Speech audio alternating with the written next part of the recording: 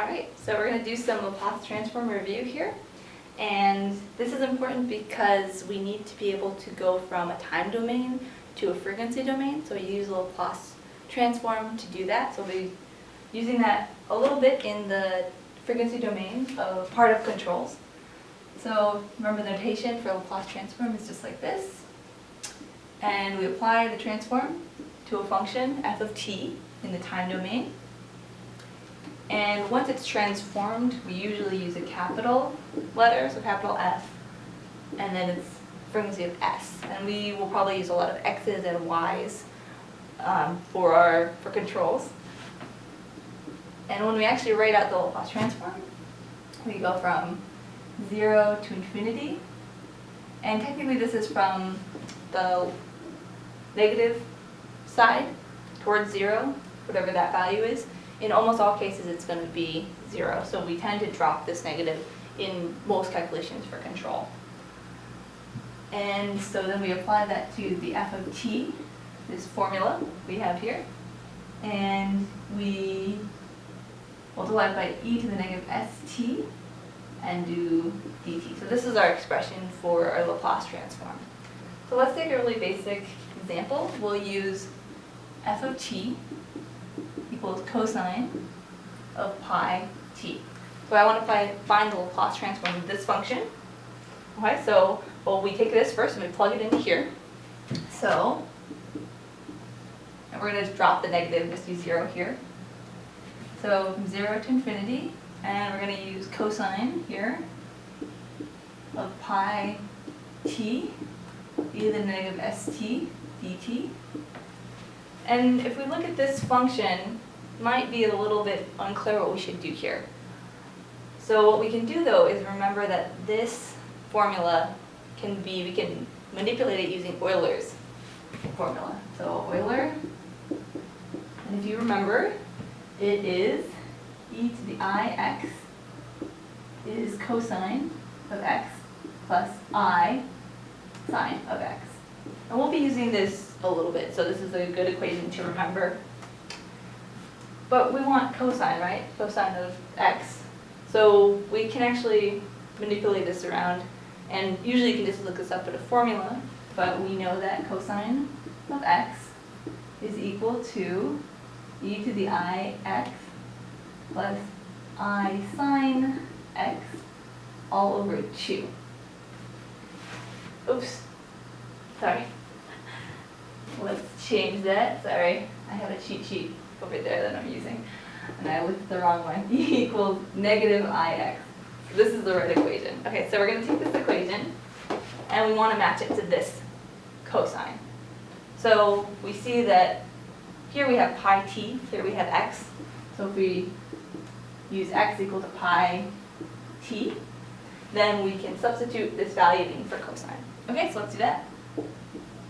0, infinity. So this time, now we're going to use e to the I pi t plus e to the negative I pi t over 2. And this is times e to the negative st dt. Okay, great.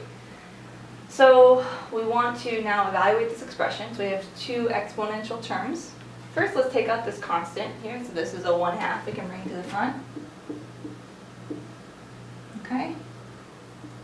And then we can add these exponential terms, the exponents here, together.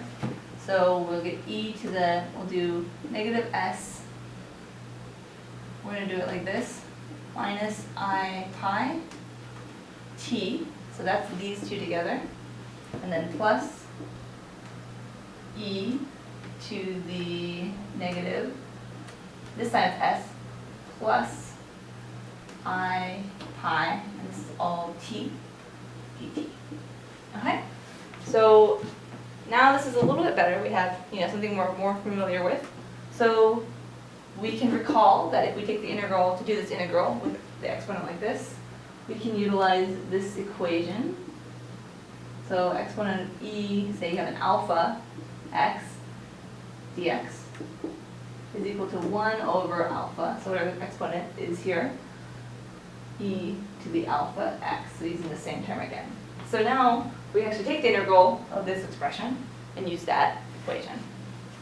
Okay, so we keep the 1/2. Half is out in front. Okay, and now we're going to evaluate this part first. So we can say, okay, 1 over negative 2 minus I pi, and then e to the negative s minus I pi t. Okay, so that's that expression evaluated.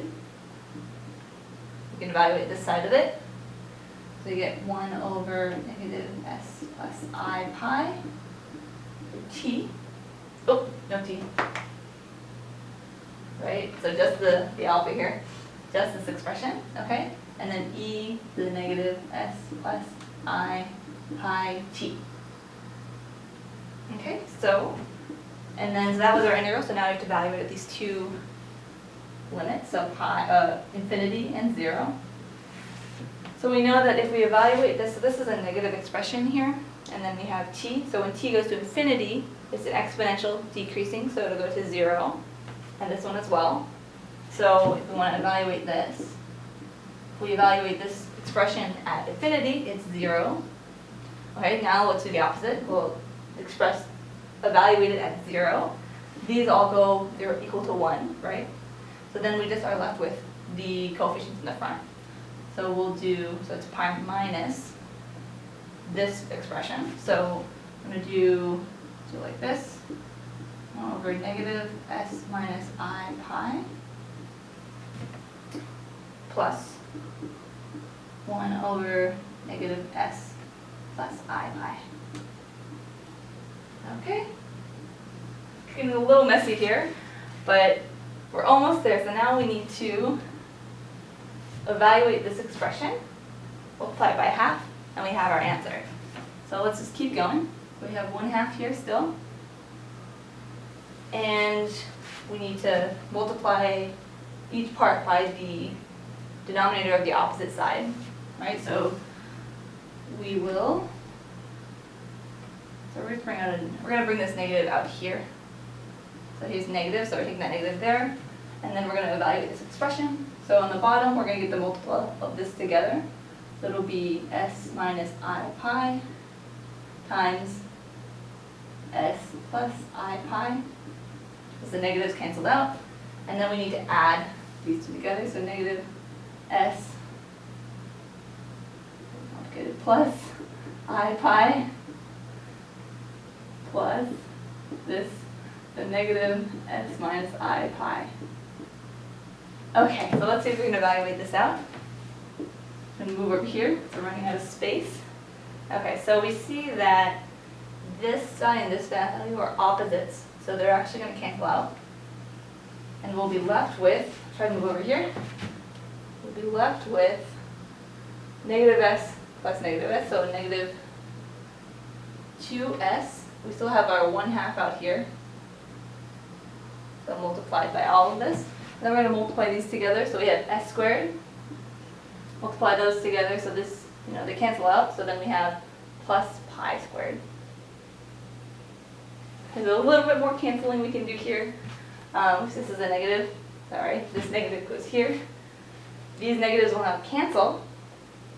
These 1/2 and 2 cancel. And our ultimate answer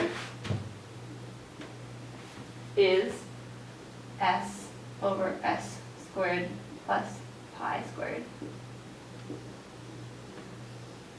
Okay, so it took a little while to get down here to our answer, but this is the Laplace transform of cosine of pi t. And then notice here we have, pi was our coefficient, but say we had a different coefficient here, some alpha, that alpha would also be, just replace this pi here. So that's a general expression for the Laplace transform of cosine. And I want you to just know how this works. I won't ask you to do it every other time. We'll just mostly be looking at tables to figure this out, but I just wanted you to know where it comes from. So that's the basic review of the Laplace transform.